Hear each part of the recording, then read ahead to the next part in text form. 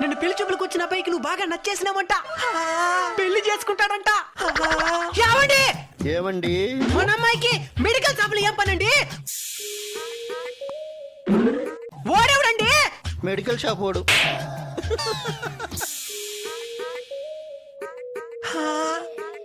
ఇది ఎందుకు నవ్వుతున్నదండి? లెటర్ ఇచ్చిన దానికి. ఈ ఇంటికి రాని దాన్ని కట్ చేస్తాను. ఎవడే వాడు? మా నాయన ఈడు కాదు, వాడు. వాడంటే మెడికల్ షాప్ వాడు. ఎందుకు భయపడుతున్నదే? అడగరేంటండి? అడగమంటావా? అడుగు. టిఫిన్ రెడీ అయింది, తిందురామ్మా. ఎల్లరేకం వాళ్ళని చేసుకుని తప్పు చేసినాడు. అసలు ఎవడే వాడా?